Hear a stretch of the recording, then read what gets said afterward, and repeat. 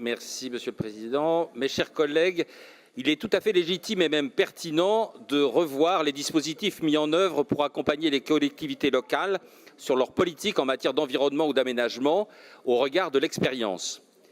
Toutefois, il est très regrettable que le travail des élus régionaux ait été bâclé.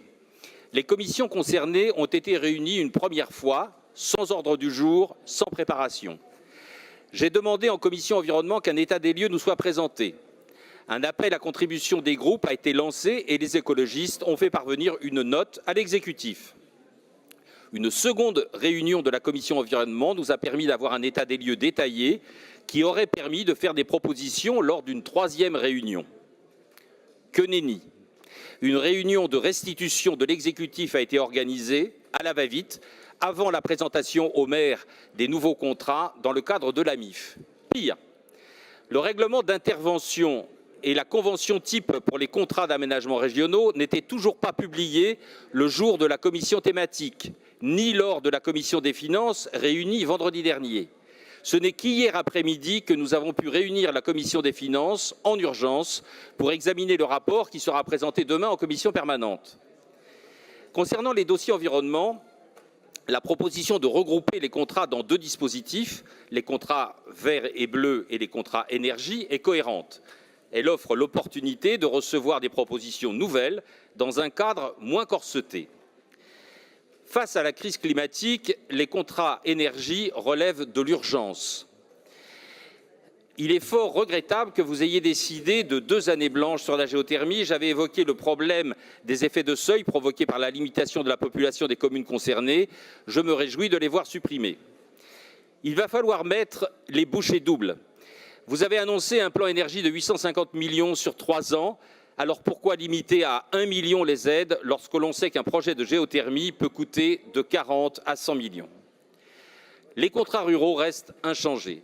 On ne saura pas s'ils sont satisfaisants puisqu'aucune présentation de diagnostic n'a été faite, comme pour les contrats d'aménagement régionaux. Le bonus environnemental a été supprimé, mais la décision de mettre l'ensemble de ces dispositifs non pas en concurrence, mais en complémentarité, permettra heureusement aux communes de présenter plusieurs demandes. Toutefois, il eût été pertinent de conditionner les aides afin de limiter leur impact environnemental, notamment sur l'imperméabilisation des sols.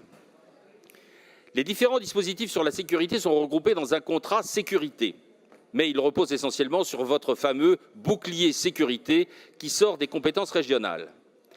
Les moyens déployés par la région doivent aller à une police de proximité, au plus près de nos concitoyens. Ces nouveaux contrats devraient concentrer les efforts pour la prévention dans les territoires, pour l'amélioration des conditions de travail des agents et des agentes, notamment la rénovation des commissariats de police et des casernes de gendarmerie.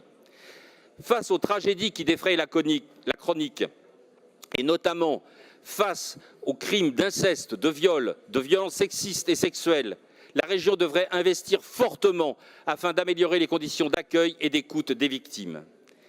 Les contrats vélos, injustement inscrits au budget environnement, devraient revenir dans le budget des déplacements.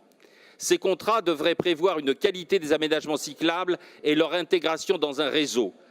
On ne peut se satisfaire d'itinéraires se limitant à la pose de logos et d'un coup de peinture sur la chaussée.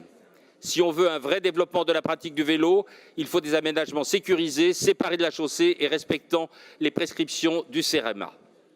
Enfin, je suis étonné que ces nouveaux contrats, qui ne sont pas encore votés, font l'objet d'une communication sur le site de la région depuis le 9 juin, annonçant leur ouverture au 1er juillet, avant même que les élus régionaux en aient eu connaissance. Compte tenu du manque de concertation, du manque d'objectifs ciblés et dans l'attente de voir la déclinaison pratique, notamment financière, de ces contrats en commission permanente, nous nous abstiendrons sur ce rapport. Je vous remercie.